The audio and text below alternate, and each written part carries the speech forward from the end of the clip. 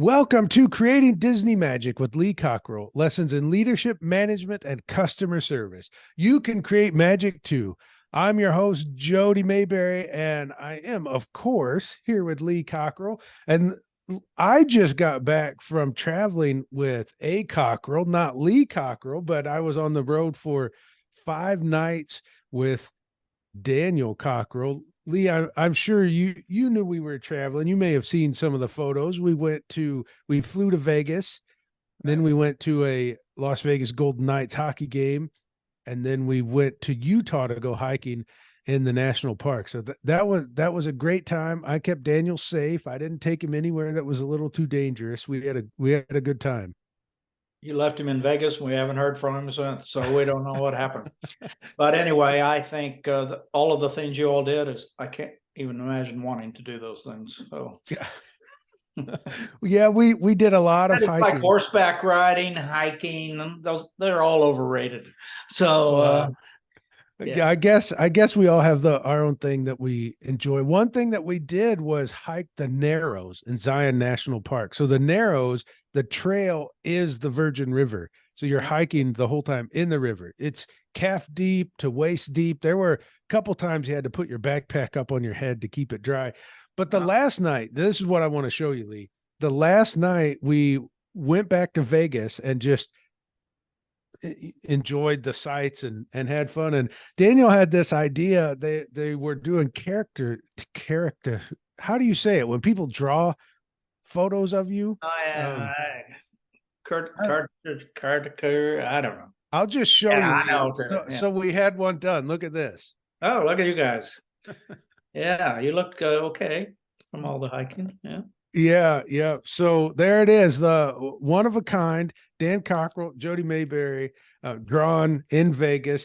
I have to say, it's a very uncomfortable experience because the artist is just looking at you the whole time, and you're just sitting there, and people are going by and they're looking at you and taking photos and laughing, and you don't know why. But overall, I think it turned out good, except Dan and I didn't shave the whole time we were exploring, and for some reason here he drew a mustache on Dan, and Dan doesn't have a mustache, but there it is in this I think hand-drawn photo. one copy of that's enough.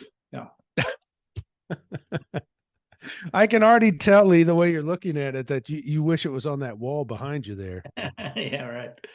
All right, let's do it. All right. So speaking of travel, if you are going to travel, call our friends at Magical Vacation Planner 407-442-2694 and say, "Oh my goodness, Jody had a great time in Vegas. Someone drew a picture of him. I want to do that in Vegas."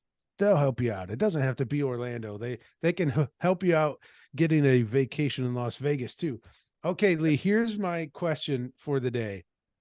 I saw this a lot when I worked for the government. When I was a park ranger, I felt like for the most part, people felt it was the agency's responsibility to train them. In the corporate world, I've seen a little bit of a mixture. My company should train me, some people taking a personal responsibility, but yet in what you and I do, Lee, out here on our own with our own business, there's nobody saying someone should train me. If Lee wants training, Lee goes and gets training. Surprisingly, Lee still does that. He'll go to workshops, he'll do stuff. So I've seen it on both ends, Lee. Some people in the government, when I would work there, saying it is my agency's responsibility to train me, to being a freelancer or entrepreneur to say, well, if I'm going to get trained, it's completely up to me. So that puts us in the corporate world. Whose responsibility is it? Should the company train employees, or should employees take it upon themselves to get training? I would say if you depend on the government or corporations or anybody else to prepare you for your future, you're crazy. Nobody cares about you. They don't. They may have some training available and you may take it, you might not. It could be mandatory, and then everybody hates that training. And no, you are responsible for your own personal training and development.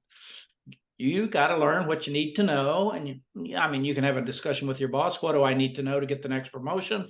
What are you looking for? What am I not doing as well as what do you think I ought to do? They tell you, and then you go get it. Don't worry about whether the company has training programs. And because I guarantee you, the first recession comes, they'll cancel them all anyway.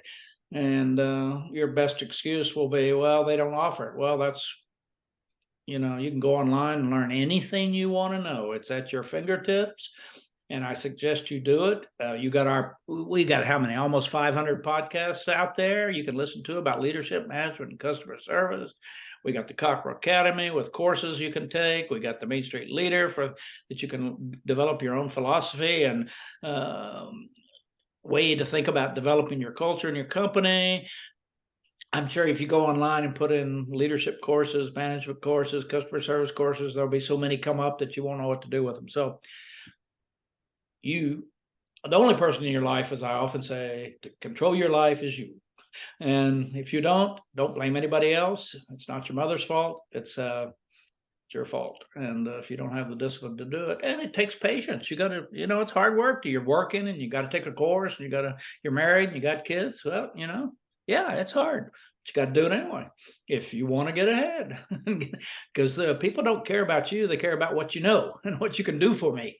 People say, we love you. You're really the most important thing in our life here at the company. No, you're not. They'll lay you off in 20 seconds.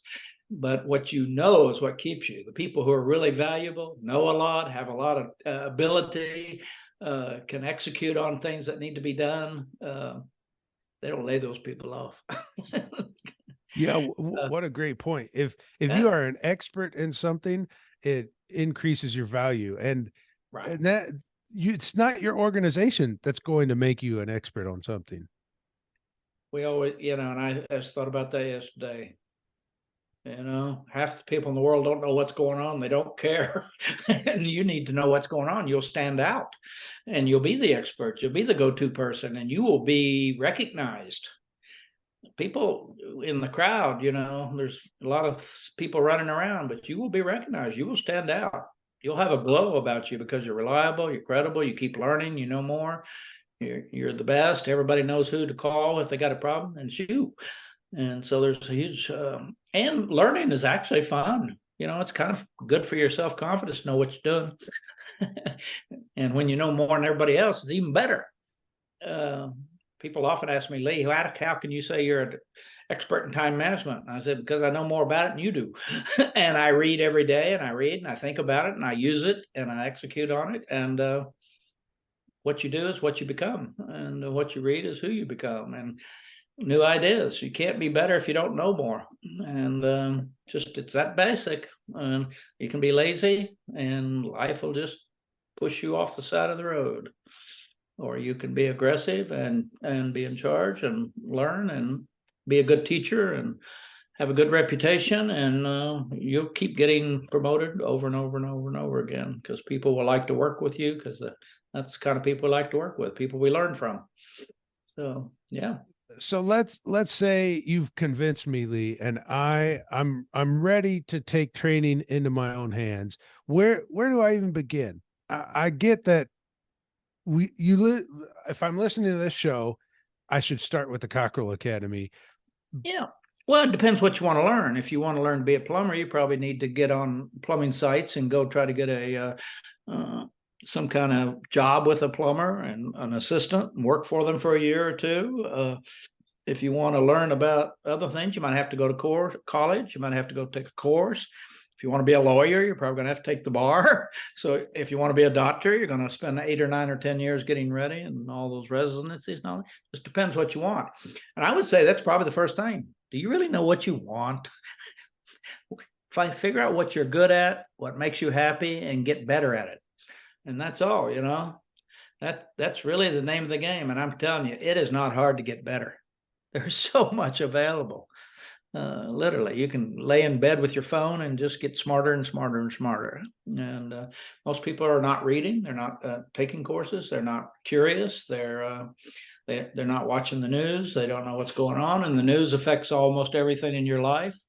When you know what's going on, you can prepare for it. Inflation, gas prices, a war in the Middle East, you got to know what's going on so you can make better decisions, use more judgment using that information. So I think that's the message for today. Get yourself ready for whatever you want. Yeah. Yes, get yourself ready. Okay, I also give you a little insight. Lee challenged me on this one. We've been going slightly a little longer on our episodes, and Lee challenged me. Can you keep this episode to 10 minutes? And we're right in that ballpark, Lee. I mean, when you say 10 minutes, I hear you 12 minutes. I hear 9. So that's good. So So clarity is important. Yes, it is. Yes, it is. So I'll just wrap it up saying if there's something you want to be an expert in, find podcasts, go to YouTube. You could type in anything. If you want to be a better plumber, even if it's just something around your house and you want to know how to garden better, just go to YouTube, look it up, or find an expert. There is likely someone in your neighborhood, someone you're connected to on social media, someone a friend knows that is already an expert in whatever you want to learn. And that it can be one of the best ways to learn is to get with someone who is an expert and just see how they do it. Well, if you want to learn from us, go to cockerellacademy.com. That's where we put the best things that we're working on. And you can reach Lee at leecockerell.com. I'm at jodymayberry.com. Until next week, go out and create magic for others.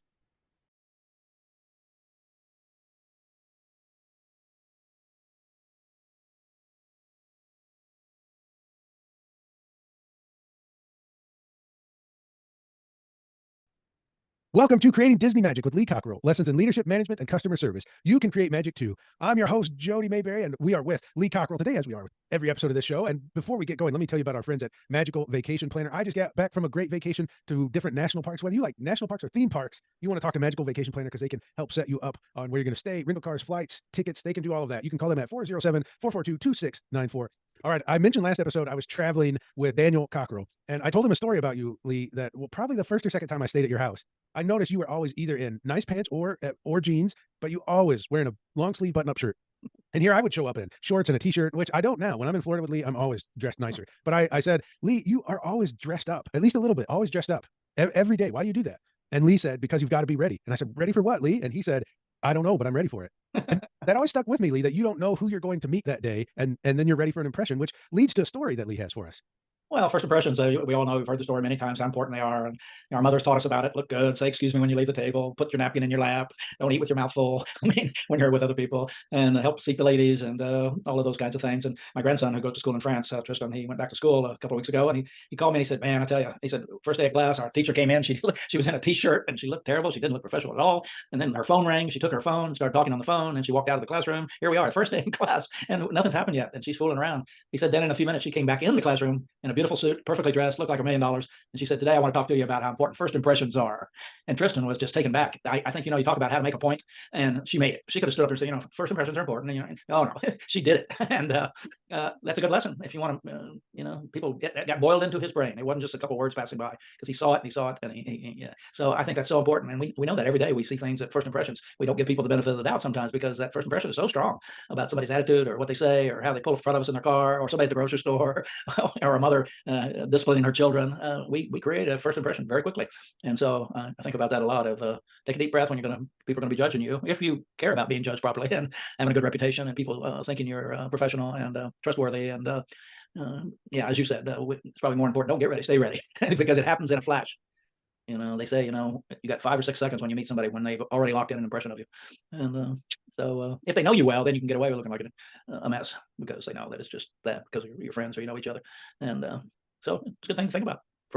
I remember when I became a park ranger, the first park I was at, in the hallway, the park manager had hung a mirror full length from floor up to probably 6 feet tall. And he had a sign right above the mirror that said, you get one chance to make a first impression. Well, and that's for sure. Yeah. And I don't, and then he never talked about it. He let the mirror and the sign there, and then you kind of filled in the blanks on what you thought that meant and what you feel your first impression could be, because as a park ranger and in business, or Lee just going to his coffee shop, you never know who you're going to meet, and that's going to be a first impression. So I would always look in the mirror and say, okay, does my uniform look good? Is my badge straight? Is the even little things when you're in uniform, Lee, how your buttons should line up with your zipper and all Well, those and Terry things. Payne told me once they had trouble, and you and I have discussed this, getting the park rangers to wear their hats. And she made a big point of that. You got to wear your hat. That's part of the uniform. That's part of the authority. That's part of who we are. And because guys didn't want to wear them, they wanted to. And so, Yeah. kind of an enforcement there because it's part of the show, and it's part of the probably the impression you're creating about your own abilities. And so I thought that was a good example too. And then you take today, every company's got pretty loose about tattoos and orange hair and how you dress and all that. Companies have, but your boss may not have and may not say anything. You just may never know why you didn't get promoted. You may never know. His company policy was okay, but you got somebody deciding. So I would say, take that as a grain of salt of somebody is making a decision based on their own personal. And while that's probably illegal, not right, it still happens, and you'll never know it. So there you go. I had a lady call me this week and said, my managers keep saying I'm ready to be a manager. I've got everything I need to know, and I'm ready to go. But every time there's a job open, they say somebody else has more experience. So I said, call me, because that may not be the case, because managers just say that, and you need to pick a date by what day you're going to quit, and start looking now for another job. There's life after Disney. You don't have to stay there. And they may, because some managers don't have the courage to tell you why or no, or who knows why. But don't be there for another 10 years and you're still here and you don't have enough experience, because it may be something else. And it may be a first impression or impression of you personally, or maybe they don't like people from you or from your country you're from, or who knows. We don't know. But often you're not going to hear the truth when it's bad news. Yeah, it leads on to something here, because it could be years later and you don't get a promotion because you made a bad first impression 3 years ago with someone that you didn't think it mattered with. You never know. I still think about that about people from 10 years ago, 20 years. Yeah, that's right. And I should mention, Lee talked about Cherry Payne and Rangers wearing a hat. Cherry Payne is Lee's sister-in-law, who was a National Service Park Ranger for 36 years, retired as the superintendent of Glacier Bay. So she had the burden of trying to get park rangers to always wear their hat. And it would be like Mickey Mouse not wearing ears, because people, if you come to a park, you want your first impression of a park ranger to be wearing that beautiful campaign hat. Especially for photos. Yes, especially That's for the name of the photos. game. I have one of the police officers here gave me one of those hats because they wear that brand. I love it. It's a great hat. He told me not to wear it when I'm driving. Yeah, that was good advice. Yeah, Lee, it's funny. I was just talking to Daniel about how and why park rangers wear the campaign hat, but maybe that's for another. But if you want to know, reach out, jodymayberry.com contact form. I'll tell you why park rangers wear that campaign hat. Lee, what is it that we need to think about when it comes to first impression? If I've always been casual, kind of like when I would come and stay with you in Florida in the beginning, t-shirts, shorts, and then there you are dressed up. What is it that we need to think about when it comes to making first impressions? I think about where you're going to be, what the audience is, and what the impact is, about what is it going to interfere with something you're trying to achieve or want. And if you're going to go to church, and the minute you may get treated differently by people if you look like you just got out of jail. And if you're going, you dress, I think, appropriately, and use some judgment about what's going to work best for you when people meet you and see you, and what are they going to think about you. And then if it's Saturday afternoon and do anything you want, you're out playing ball. It's just to think about the impression you're going to leave with people, and that's about what you say, what you do. As we told Tristan once, we said, Tristan, you don't start eating until the hostess sits down. And one night he sat down and he said, and I cooked dinner that next night. He said, who's the host? Well, Pappy is tonight. So let's wait for him because he did the work. But just put your napkin in your lap, the basic things that tell people you're civilized. Yeah. You really have to have those talk with teenagers a lot. Yeah. Yeah. It is right. And it all ties back to something. I learned this from Lee. I've passed it on to my kids to tell them, look, I know culture says it's okay to be one way. Your peers say it's okay to be one way, but people that make decisions, Right. people high up that make decisions, they don't usually have tattoos. They don't usually wear flip-flops to work. They don't use, like, it's pretty conservative. So always think about how someone making decisions, how you would want to make a first impression It's on like them. being in the army and forgetting to wear your shirt out to formation, And a lady told me once, I said, you have such wonderful children. They're so polite. And so she said, you don't know what I went through to get them to this point. And it's true. Yeah, that's right. Yeah. All right. So again, Lee, the second episode now, Lee has challenged me to keep it to 10 minutes. I failed again, but I am going to wrap it up shorter than usual. But let us know, do you like shorter episodes, 10, 12 minutes, as opposed to the 15 to 17 minutes we usually do? If you like a little bit longer, we'll do it. If you like the short and punchy, I'll get better at making sure it's shorter, and Lee will make sure it's better at punchier. We'll work on it. So you can get in touch with Lee at leecockerell.com. Until next week, go out and create magic for others. All right, there we go. One was 11 minutes, one was 12 minutes. Good job. That's great. And so, yeah, I guess that's all for now. All right. Do you have a message you could give for August? Yeah, sure. All right. The recorder's on. So just go when you're ready. Hey, August, we're always looking for advice on how to be better. And I'll give you the same advice I give anybody I work with or my own son. And that's to make sure you always keep that great attitude you have, be positive, be happy even if you're not happy, and be reliable. Go to class, be on time, get to know your professor, get your work in on time, get enough discipline to study at the right times. They say the best time to study is 6, 7, 8 in the morning, because that's when your brain is clear. You can study quicker, and be careful that you don't pick times when you're tired, and to really think it through, how you move yourself through 4 years of college in a way that you're learning a lot and you're taking care of your health, and that your professors and others are observing the professionalism that you want to be. All right, there we go. Yep. Very good. All right, so next week, what is it? Oh, okay, so it's 18th. 18th. Yep. So we're good. We'll do a couple next week, and then we'll do some in person. Yeah. When I'm there. Yep. Gosh, it's not much longer, and I'll be there. Exactly. Yeah. Cool. All right, good. I'll See talk you, to you soon. Bye.